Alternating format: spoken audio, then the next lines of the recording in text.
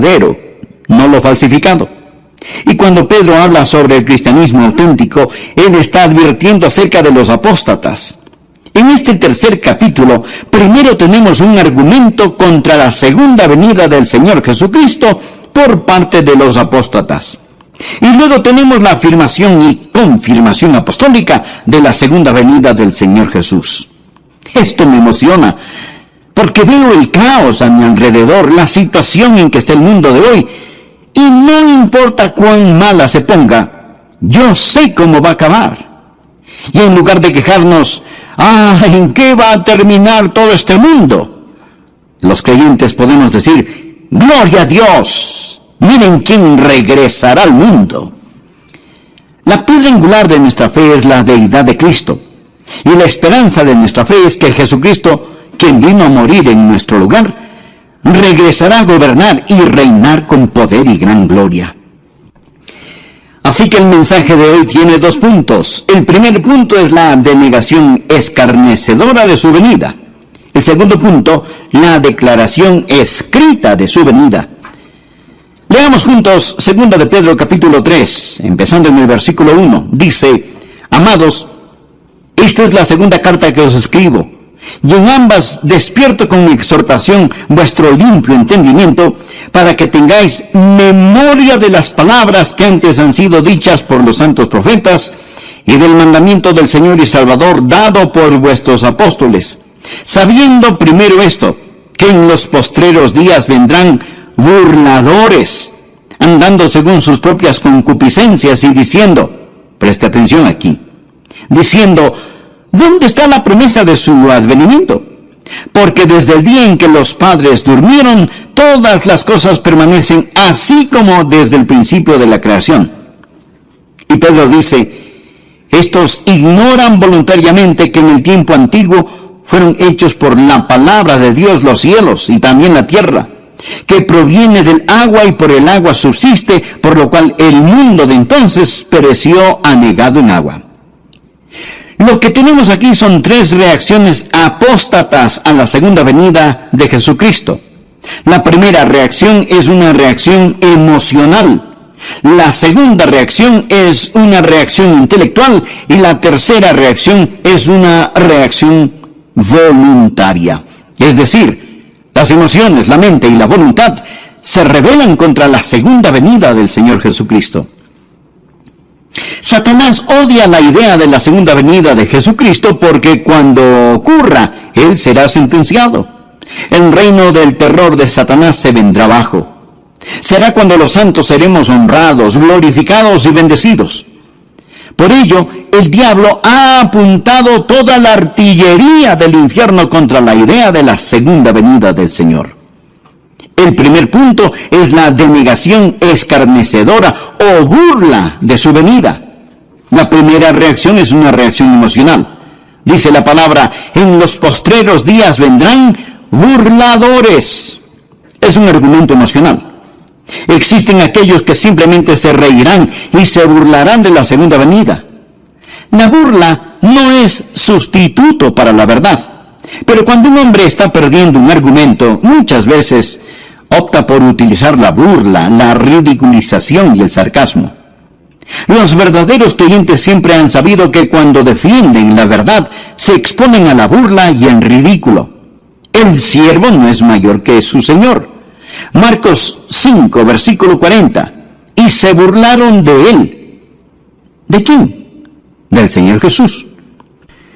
Lucas capítulo 22 y versículo 63 habla de cuando Jesucristo iba rumbo a la cruz. Dice, y los hombres que custodiaban a Jesús se burlaban de él y le golpeaban. Se los puede imaginar muertos de risa, apuntando su dedo al Señor. Se burlaron y golpearon al Hijo de Dios. Si se ríen de usted por creer en Cristo y en su segunda venida, recuerde que está en muy buena compañía. El arsenal diabólico para impedir que usted ame, conozca y sirva a Dios es la ridiculización y la burla. En los postreros días vendrán burladores andando según sus propias concupiscencias. ¿Por qué se ponen tan emocionales estas personas acerca de la segunda venida de Jesucristo? ¿Por qué la odian? porque viven en pecado. Ellos están viviendo en pecado. Muéstreme un burlador y le mostraré un pecador. Los burladores van tras sus propias lujurias, deseos. Muéstreme un hombre que ridiculiza la segunda venida de Jesucristo y el juicio, y yo le mostraré un hombre que tiene las iniciales del diablo talladas sobre su corazón. Muéstreme una mujer que se burla de las cosas santas, y le mostraré a una mujer cubierta con las asquerosas huellas digitales del pecado. En los postreros días vendrán burladores andando según sus propias concupiscencias. Esta es la reacción emocional contra el Señor Jesucristo. Pero la Biblia enseña en Proverbios que Dios también se va a reír. Proverbios 1, empezando en el versículo 24, dice: por cuanto llamé, Dios le está hablando a usted ahora. Por cuanto llamé y no quisisteis oír, extendí mi mano, y no hubo quien atendiese, sino que desechasteis todo consejo mío, y mi reprensión no quisisteis. Ahora escuche: también yo me reiré en vuestra calamidad, y me burlaré cuando os viniere lo que teméis. Cuando viniere como una destrucción lo que teméis, y vuestra calamidad llegare como un torbellino, cuando sobre vosotros viniere tribulación y angustia. Lo que Dios está diciendo es que usted puede irse riendo al infierno, pero no podrá salir de él. Dios está diciendo, como decimos hoy, el que ríe al último, ríe mejor. Los apóstatas no solo están satisfechos con rechazar las cosas santas, sino que tienen un enorme deseo diabólico de ridiculizar las cosas santas. Había un emperador romano cuyo nombre era Juliano. Cuando él era un joven, profesó conocer al Señor Jesucristo y ser un creyente, pero nunca se convirtió verdaderamente. Llegó a ser un apóstata y persiguió a los creyentes con todo su poder, ridiculizando la fe cristiana. Juliano, el apóstata, tenía un amigo de la niñez cuyo nombre era Agatón. Ellos crecieron juntos. Después de muchos años se encontraron. Agatón era un creyente que servía fielmente al Señor día tras día. Cuando Juliano el emperador se encontró con Agatón, le dijo: Agatón, ¿cómo le va a tu amigo el carpintero de Nazaret? Él tiene suficiente trabajo. Le están saliendo algunos trabajitos como carpintero. Y Agatón muy serenamente le respondió: oh sí, Juliano, él tiene mucho que hacer. De hecho, él está muy ocupado haciendo un ataúd para tu imperio. Él era un profeta, porque en 2 años Juliano murió en una batalla y su imperio comenzó a desmantelarse. La historia nos dice que cuando Juliano el apóstata estaba tendido en el campo de batalla, se metió la mano en su herida mortal y tomó un puñado de sangre y la lanzó a los cielos y exclamó: has vencido, oh Galileo. Los burladores aman su pecado y argumentan contra el juicio y la segunda venida de Jesucristo. Es una reacción emocional. Pero existe la segunda reacción, la reacción intelectual. Por favor, leamos el versículo 4. Dice: los burladores andando según sus propias concupiscencias y diciendo: ¿dónde está la promesa de su advenimiento? Porque desde el día en que los padres durmieron, ahora escuche, todas las cosas permanecen así como desde el principio de la creación.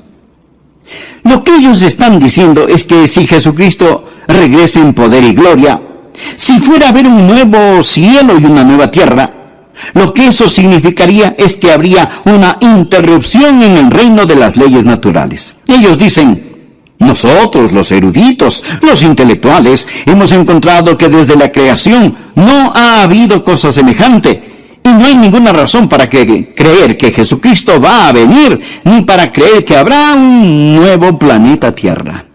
Esto, amigos, es puro materialismo. Todo continúa igual. Ven la creación desde un punto de vista científico. Es una apelación a la inteligencia y aquí está el argumento. Nunca nada cataclísmico ha ocurrido y no hay ninguna razón para creer que algo cataclísmico sucederá. Porque desde el día en que los padres durmieron, todas las cosas permanecen así como desde el principio de la creación. Ellos dicen: escuche, Mi bisabuelo esperaba la segunda venida de Jesucristo. Así que no se preocupen, todo continuará igual, no pasará nada. Imagínense a un niño en el tiempo de Noé. Él llega todo preocupado y le dice a su papá: papi, escuché a un hombre llamado Noé. Dice que Dios va a destruir el mundo con un diluvio y está construyendo un gran barco. Él lo llama el arca. Dice que si creemos en su Dios, nos podemos salvar y entrar en el arca cuando venga el diluvio. Y el papá, riéndose, le contesta: hijo, recuerdo que cuando yo era niño, ese viejo loco de Noé estaba construyendo esa arca y me contó la misma historia. Y yo me fui a casa asustado y se lo dije a mi papá, y mi papá me dijo que su papá, su bisabuelo, también escuchó al viejo Noé contar la misma historia. Hijo, olvídate de esa tontería. Nadie jamás ha visto un diluvio. No existe tal cosa. Desde los tiempos de tus bisabuelos todo sigue igual. Así que existe la reacción emocional, los pecadores que siguen sus propios malos deseos. Existe la reacción intelectual. Toda cosa continúa exactamente como fue. Nunca ha habido un cataclismo, nunca habrá un cataclismo. Existe también la reacción voluntaria. Por favor, note el versículo 5. Estos ignoran voluntariamente. Son voluntariamente ignorantes. Esta gente no quiere saber, ni quiere entender. Porque si admiten la verdad de que Jesucristo va a regresar en juicio, esto significa que tendrán que cambiar su estilo de vida. Piensan que si de algún modo cierran sus mentes y sus corazones a esta verdad, todo estará bien. En eso se parecen a las avestruces. Esconden su cabeza en la arena. Son voluntariamente ignorantes. Ellos no quieren saber. Y no pueden encontrar a Dios por la misma razón que un ladrón no puede encontrar a un policía. Juan capítulo 3, versículo 19 dice: la luz vino al mundo y los hombres amaron más las tinieblas que la luz. ¿Por qué? Porque sus obras eran malas. Mi amigo, el mundo está lleno de ellos. Usted habla con las personas sobre ponerse en paz con Dios, les habla sobre la segunda venida de Jesucristo y lo cortan, lo paran, no quieren oír, no quieren saber. El problema no está en sus mentes, el problema está en sus corazones. Romanos capítulo 1 habla de ellos que detienen con injusticia la verdad. Son voluntariamente ignorantes y su reacción emocional, intelectual y voluntaria sirve para negar esa gran verdad, la gloriosa verdad bíblica de la segunda venida del Señor Jesucristo. El segundo punto, la declaración escrita de su venida. Ya escuchamos a los apóstatas con su denegación escarnecedora. Ahora escuchemos a los apóstoles con su declaración escrita. Simón Pedro da 3 respuestas apostólicas a los argumentos o reacciones apóstatas para reafirmar la segunda venida de Jesucristo. La primera es su memorable promesa. Su memorable promesa. Leamos el versículo 1. Amados, esta es la segunda carta que os escribo, y en ambas despierto con exhortación vuestro limpio entendimiento para que tengáis memoria. Por favor, subraye la palabra memoria. Para que tengáis memoria de las palabras que antes han sido dichas por los santos profetas y del mandamiento del Señor y Salvador dado por vuestros apóstoles. Bien. ¿Cuáles eran esas palabras? Una promesa. Mire el versículo 4. ¿Dónde está la promesa de su advenimiento? Ahora mire el versículo 9. El Señor no retarda su promesa. Saltémonos al 13. Pero nosotros esperamos según su promesa cielos nuevos y tierra nueva. Lo que está diciendo el apóstol es que Él nos hizo una memorable promesa y Él vendrá otra vez. Los profetas y los apóstoles nos dicen que recordemos lo que Dios ha dicho. Sabemos la importancia del nuevo nacimiento. Mas ¿sabía que el Nuevo Testamento solo lo menciona 9 veces? La maravillosa doctrina del bautismo se menciona solo 20 veces en el Nuevo Testamento. El arrepentimiento solo 70 veces en el Nuevo Testamento. Pero el Nuevo Testamento habla, sin tocar el Antiguo Testamento, habla 380 veces en términos gráficamente claros de la segunda venida de Jesucristo. Esa es la razón por la que Pedro dijo: tengáis memoria de las palabras que antes han sido dichas por los santos profetas y por vuestros apóstoles. Si usted agrega a los profetas lo que los apóstoles dicen, un versículo de cada 25 en la Biblia habla de la segunda venida de Jesucristo. Dios no puede mentir. Dios lo ha prometido. Por ello, el recordatorio apostólico es su memorable promesa. Recuerde, téngalo presente. El Dios que no puede mentir lo ha prometido. Segundo Pedro nos recuerda de su magno poder. Recuerda lo que ellos dicen. Los apóstatas dicen: todo continúa igual. No hay ninguna interrupción en el reino de las leyes naturales. Pedro les responde: ustedes son ignorantes por su propia voluntad de dos cosas. La primera aparece en el versículo 5. Estos ignoran voluntariamente que en el tiempo antiguo fueron hechos por la palabra de Dios los cielos y también la tierra, que proviene del agua y por el agua subsiste, por lo cual el mundo de entonces pereció anegado en agua. Ahora Pedro les dice: mire, señor escéptico, mire, señor apóstata, usted dice que nunca nada cataclísmico ha ocurrido. ¿Y qué de la creación? Dios habló y fue hecho. Dios con su palabra creó el mundo y los universos. Él habló y se hizo. Con su palabra suspendió la luna, el sol, las estrellas. Dios lo hizo todo por medio de su palabra. Pedro les está recordando sobre el magno poder de Dios. Los escépticos modernos y ateos de hoy intentan encontrar el origen de la vida. Pero no nos preocupemos del origen de la vida. Vamos más allá. Hablemos del origen de la materia. Usted dirá: bueno, la vida empezó espontáneamente en alguna sopa prebiológica, pero ¿de dónde salió la sopa prebiológica? Amigo, de la nada. Nada sale. Por medio de la palabra de Dios todo fue creado. Dios con su palabra ordenó la creación, pero también ordenó un cataclismo. Verso 5. Estos ignoran voluntariamente. Primero, habló para la creación, que en el tiempo antiguo fueron hechos por la palabra de Dios los cielos y también la tierra que proviene del agua y por el agua subsiste. La segunda vez habló para describir el cataclismo, por lo cual el mundo de entonces pereció anegado en agua. La palabra anegado o inundado es de donde tomamos cataclismo. En el griego suena como cataclismo. Dios con su magno poder hizo la creación y con su magno poder lo sacó del cataclismo. Pedro dice: no digan que Dios no puede cambiar la historia, que todo siempre sigue igual. Enfrenten los hechos.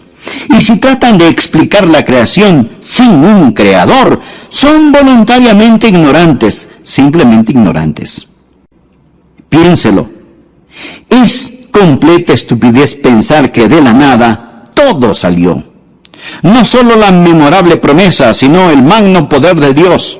En base a esto, Pedro empieza a defender lo que Dios ha hecho y la venida del Señor Jesucristo por parte de los apóstatas. Y luego tenemos la afirmación y confirmación apostólica de la segunda venida del Señor Jesús.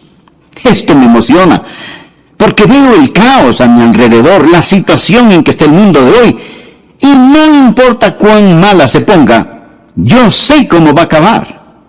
Y en lugar de quejarnos: ¿en qué va a terminar todo este mundo?, los creyentes podemos decir: ¡gloria a Dios! Miren quién regresará al mundo. La piedra angular de nuestra fe es la deidad de Cristo. Y la esperanza de nuestra fe es que Jesucristo, quien vino a morir en nuestro lugar, regresará a gobernar y reinar con poder y gran gloria. Así que el mensaje de hoy tiene 2 puntos. El primer punto es la denegación escarnecedora de su venida. El segundo punto, la declaración escrita de su venida.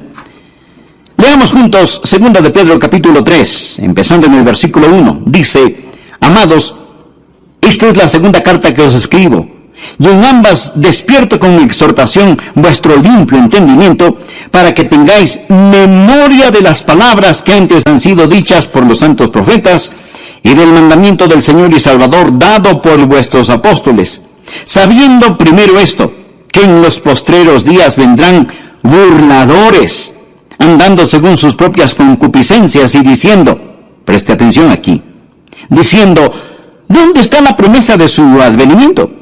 Porque desde el día en que los padres durmieron, todas las cosas permanecen así como desde el principio de la creación.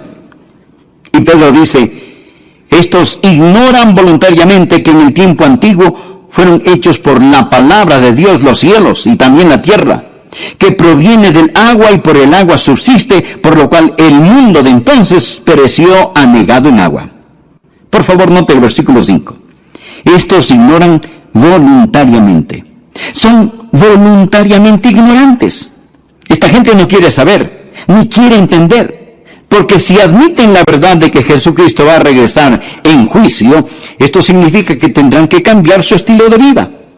Piensan que si de algún modo cierran sus mentes y sus corazones a esta verdad, todo estará bien. En eso se parecen a las avestruces. Esconden su cabeza en la arena. Son voluntariamente ignorantes. Ellos no quieren saber. Y no pueden encontrar a Dios por la misma razón que un ladrón no puede encontrar a un policía. Juan capítulo 3, versículo 19 dice, la luz vino al mundo y los hombres amaron más las tinieblas que la luz. ¿Por qué? Porque sus obras eran malas. Mi amigo, el mundo está lleno de ellos. Usted habla con las personas sobre ponerse en paz con Dios, les habla sobre la segunda venida de Jesucristo y lo cortan, lo paran, no quieren oír, no quieren saber. El problema no está en sus mentes, el problema está en sus corazones. Romanos capítulo 1 habla de ellos que detienen con injusticia la verdad, son voluntariamente ignorantes y su reacción emocional, intelectual y voluntaria sirve para negar esa gran verdad, la gloriosa verdad bíblica de la segunda venida del Señor Jesucristo. El segundo punto, la declaración escrita de su venida.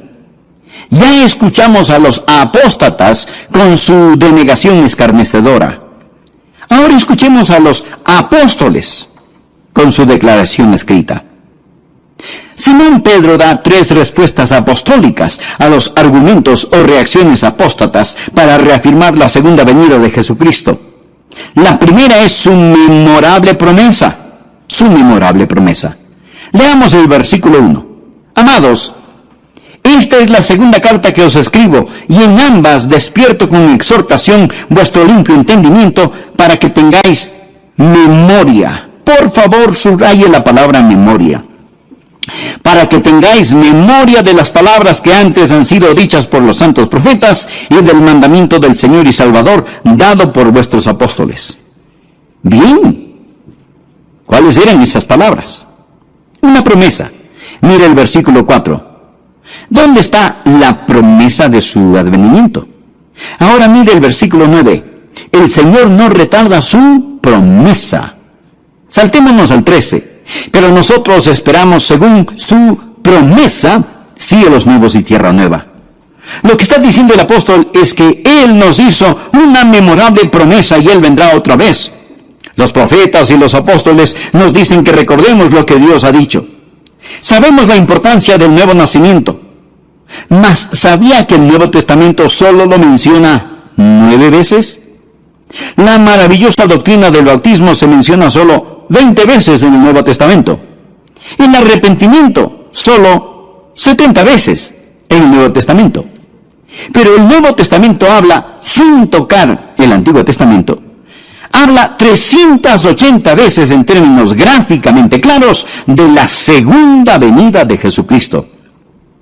Esa es la razón por la que Pedro dijo, tengáis memoria de las palabras que antes han sido dichas por los santos profetas y por vuestros apóstoles. Si usted agrega a los profetas lo que los apóstoles dicen, un versículo de cada 25 en la Biblia habla de la segunda venida de Jesucristo. Dios no puede mentir. Dios lo ha prometido.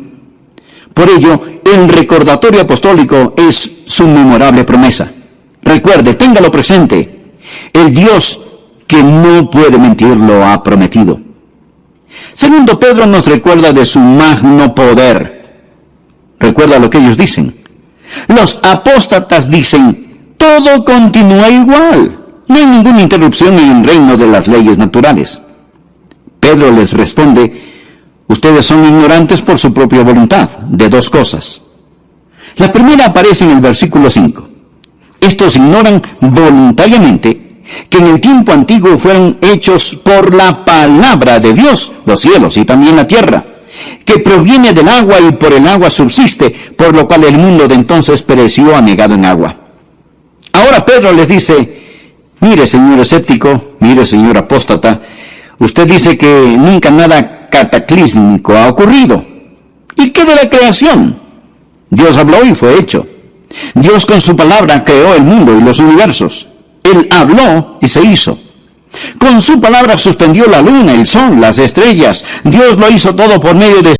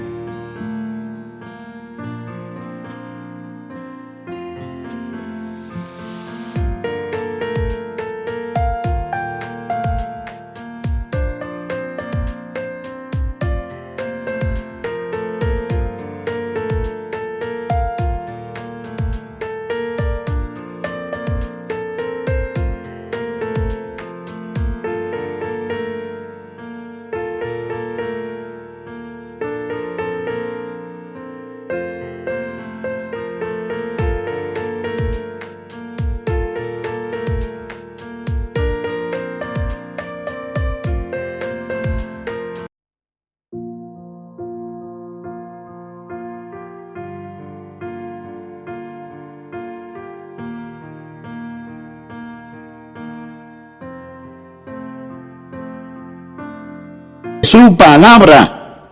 Pedro les está recordando sobre el magno poder de Dios.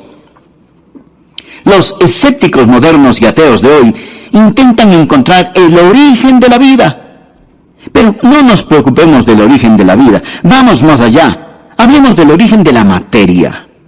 Usted dirá, bueno, la vida empezó espontáneamente en alguna sopa prebiológica, pero ¿de dónde salió la sopa prebiológica? Amigo, de la nada, nada sale. Por medio de la palabra de Dios todo fue creado. Dios con su palabra ordenó la creación, pero también ordenó un cataclismo. Verso 5. Estos ignoran voluntariamente. Primero, habló para la creación. Que en el tiempo antiguo fueron hechos por la palabra de Dios los cielos y también la tierra que proviene del agua y por el agua subsiste. La segunda vez habló para describir el cataclismo. Por lo cual el mundo de entonces pereció anegado en agua. La palabra anegado o inundado es de donde tomamos cataclismo. En el griego suena como cataclismo.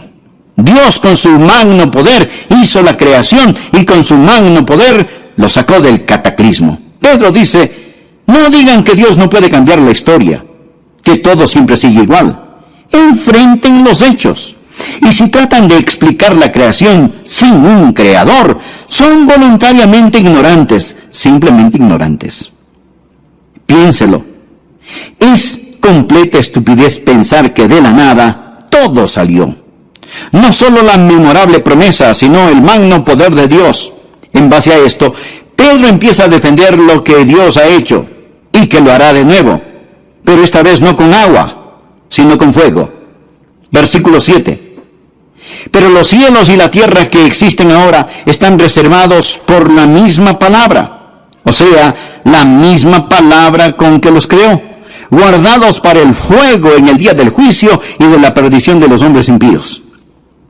Note la frase, guardados para el fuego.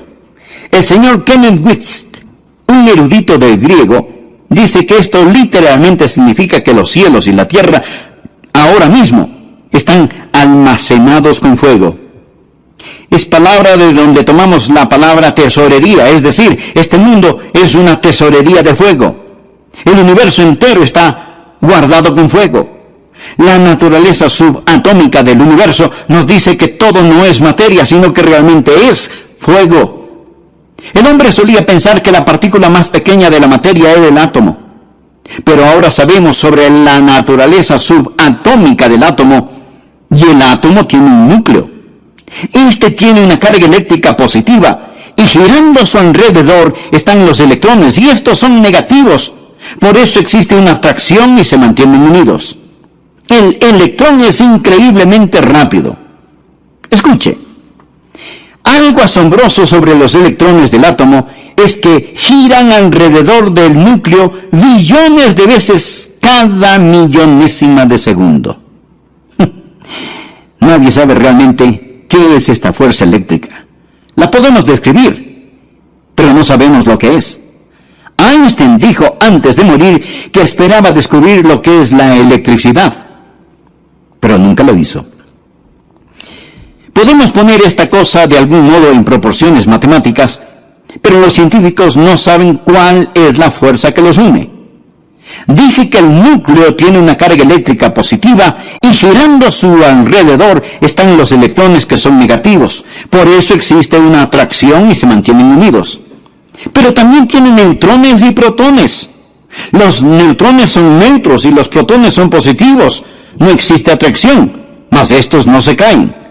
¿Qué causa que todos se mantengan unidos? Colosenses 1:17 nos habla acerca del Señor Jesús y dice, todas las cosas en Él subsisten. Significa que Él lo sostiene todo, ya sean los planetas en órbita o los electrones que giran alrededor del núcleo de un átomo.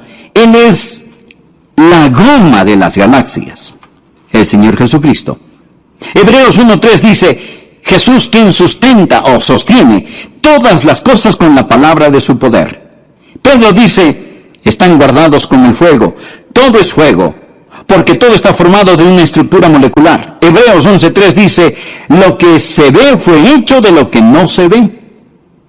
Pedro les dice a los apóstatas que ridiculizan la segunda venida de Jesucristo, les recuerdo su memorable promesa, les recuerdo su magno poder y les recuerdo su misericordiosa paciencia. Por favor, leamos el versículo 8. Mas, oh amados, no ignoréis esto, que para con el Señor un día es como 1000 años y 1000 años como un día. El Señor no retarda su promesa, según algunos la tienen por tardanza, sino que es paciente para con nosotros, no queriendo que ninguno perezca, sino que todos procedan al arrepentimiento. Pero el día del Señor vendrá como ladrón en la noche, en el cual los cielos pasarán con gran estruendo. Usted sabe que la gente que intenta deducir cómo todo llegó a ser, dicen, bien, todo empezó con una gran explosión. Nunca nos explican qué fue lo que explotó. Solo el hombre puede desviarse 180 grados hacia lo opuesto. Todo no empezó con una gran explosión. Todo va a concluir con una gran explosión. Dice la palabra, pero el día del Señor vendrá como ladrón en la noche, en el cual los cielos pasarán con gran estruendo, y los elementos ardiendo serán deshechos. Ardiendo significa calor interno, fiebre, calentura. Y la tierra y las obras que en ella hay serán quemadas. Puesto que todas estas cosas han de ser deshechas, ¿cómo no debéis vosotros andar en santa y piadosa manera de vivir, esperando y apresurándoos para la venida del día de Dios, en el cual los cielos encendiéndose serán deshechos y los elementos siendo quemados se fundirán? Pero nosotros esperamos, según sus promesas, cielos nuevos y tierra nueva, en los cuales mora la justicia.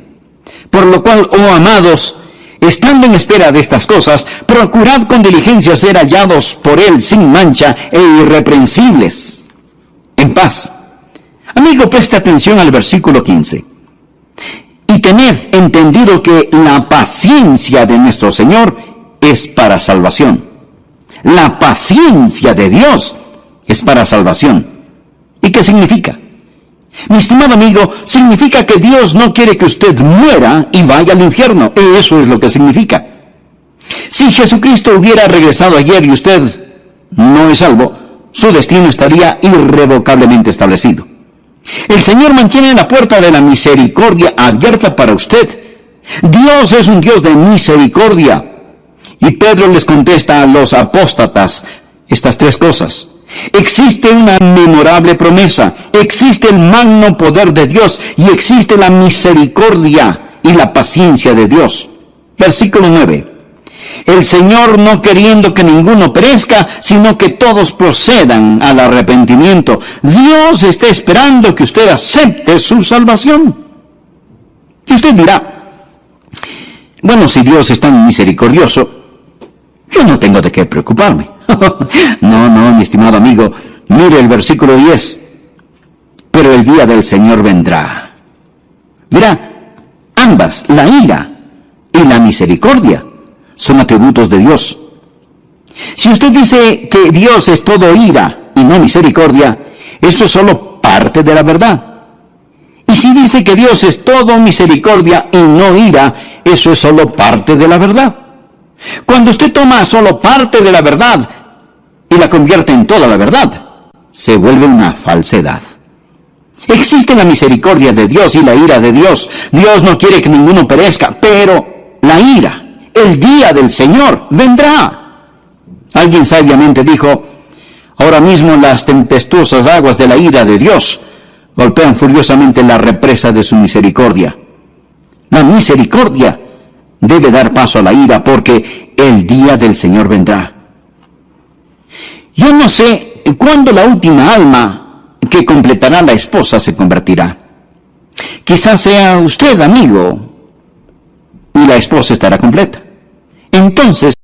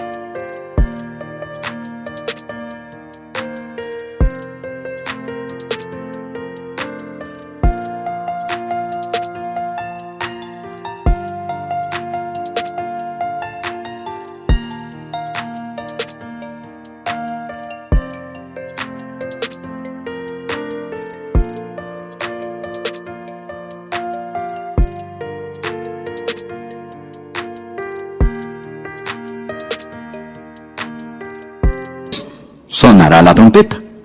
Los muertos en Cristo resucitarán primero y los que estemos vivos seremos arrebatados y cambiados así en un abrir y cerrar de ojos para encontrarnos en el aire con el Señor. Pero no sé cuándo será, mas Él está por venir. Amigo, si Jesucristo fuera a venir ahora mismo, ¿qué pasaría con usted? Verá, Él dijo, pero el día del Señor vendrá. ¿Cómo? Mírelo, como ladrón en la noche, de repente, inesperadamente, cataclísmicamente. Jesús dijo en Lucas 13:3, no, antes si no os arrepentís, todos pereceréis igualmente. Pero el Señor no quiere que ninguno perezca, sino que todos procedan al arrepentimiento. Amigo, Él está por venir, en llamas de fuego para castigar a los que no conocen a Dios, ni obedecen el Evangelio de nuestro Señor y Salvador Jesucristo. ¿Que cómo lo sé? Pues por su memorable promesa. Y aún no ha venido por su misericordiosa paciencia. Jesús no quiere que usted muera y vaya al infierno. De verdad, Él no lo quiere. La Biblia dice, porque de tal manera amó Dios al mundo que ha dado a su Hijo unigénito, para que todo aquel que en Él cree no se pierda, mas tenga vida eterna. Por consiguiente, ¿qué tiene que hacer usted para no perecer? Pues arrepentirse. ¿Cuál es el arrepentimiento?